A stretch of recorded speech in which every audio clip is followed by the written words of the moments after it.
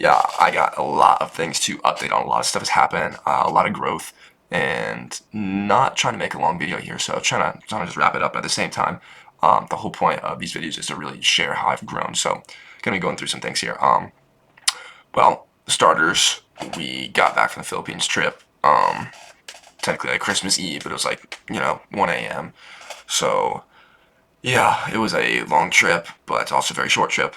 The main thing that I really, in respect to, personal growth that I really saw, witnessed there was, obviously one, like how nice we have it here.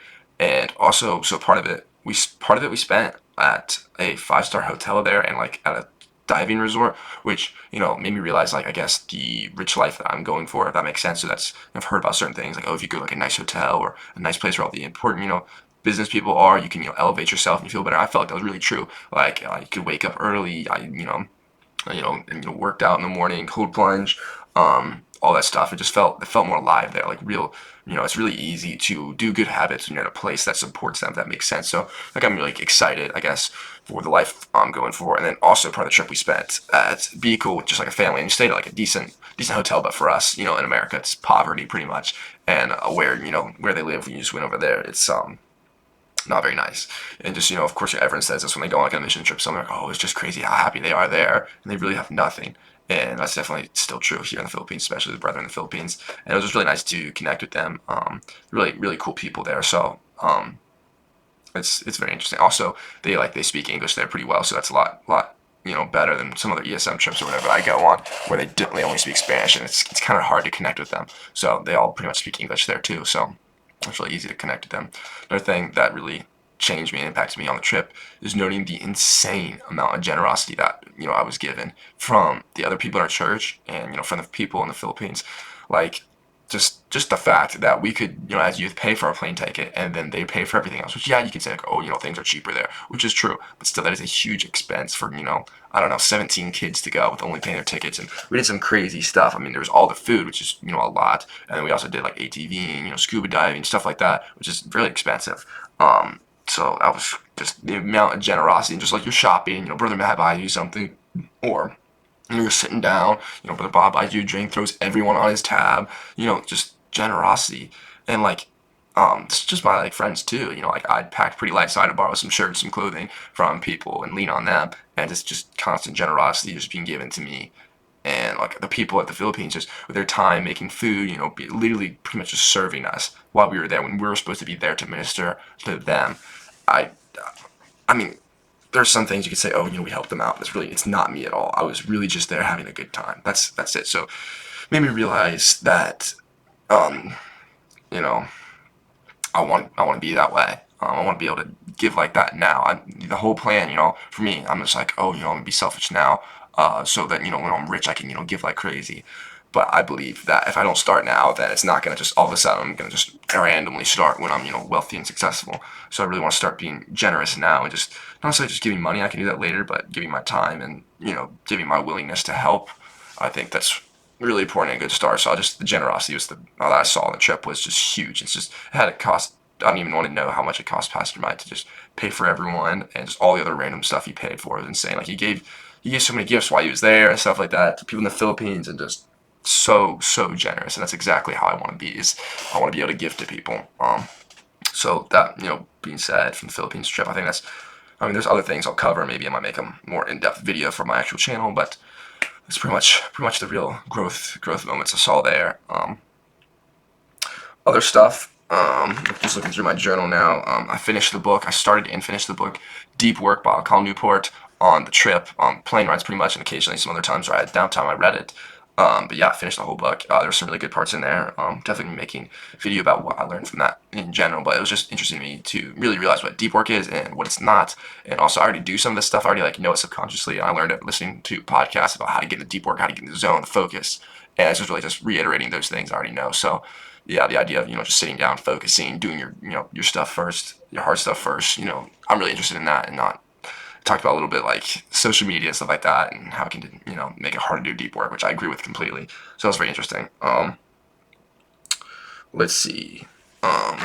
Also, there was this Pastor Mike preached like three, 4 times there when we were there, and this message he gave.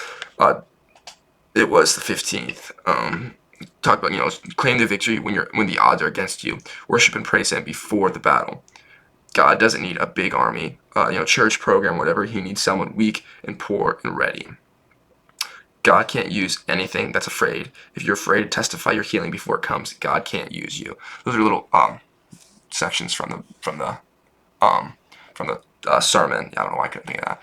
And it was really awesome. We brought up, I think it was Gideon, when he had so many troops trying to fight the Midianites or something like that, and God told him like, "Oh, you need less. Oh, you need less." It was down to like 300 men when he started with, I don't know, however, so many thousand. And just because God doesn't need big program or something like that, He just needs someone weak and ready. And also, I really like the idea about I don't know the exact verse, but Gideon pretty much declared his victory for God before anything was fought. He said, you got to win the battle here before you can win it out there on the actual battlefield. And I agree with that completely. I love this stuff, the connections with the Bible, and also just mental stuff that's just true. If you just win the battle in your head first, then you can, just pretty much, it's just easy. You just claim it in reality. But once it's in your head, actually won, that's the real battle. So that was a sermon I really liked. Other things, when I got back, I Christmas Eve. So like jet lag's really bad. So Christmas, it's like an all day thing. Like on the way there was like a 31-hour venture between all our flights and stuff. And the way back was 29 hours. It was a little quicker because of the jet stream. But yeah, so it's I wasn't really gonna lift Christmas morning. I like thought about it. I think I maybe told someone I might, and I think that might have been what screwed me over because I'm at the point where I literally have to keep promises to myself. That self confidence I have is just so high, and it's honestly really it's frightening. It's awesome because like I didn't want to lift in the morning. I just talked about it maybe, and I like woke up, could not go back to sleep at all. It was like in the morning. I really didn't want to work out, but I just like I knew I had like other things like, oh, if I wake up then I'd script a video or whatever, and I just woke up and I just felt the energy. I just knew I had to go lift. Like I really had every excuse not to. I had like the jet lag. I was tired. It was Christmas morning. I mean, I stayed up late last night and all that.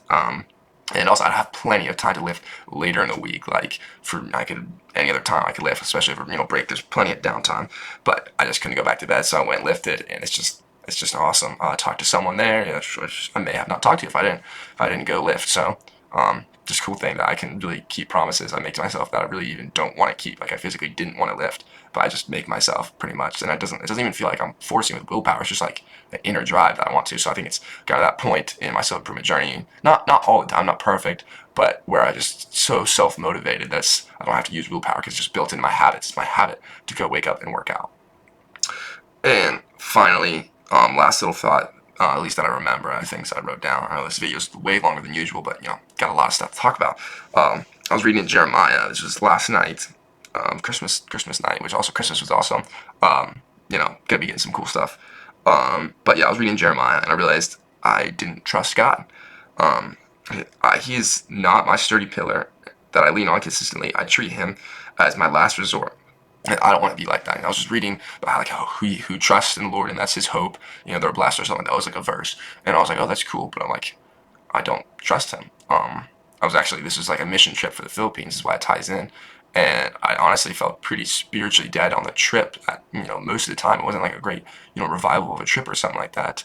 Um, but there was sometimes I get in my head, I get confused. Sometimes I literally like talk myself out of believing in God, and I just decided that like sometimes I don't have enough evidence, or if I do, like I don't know, I don't believe or something.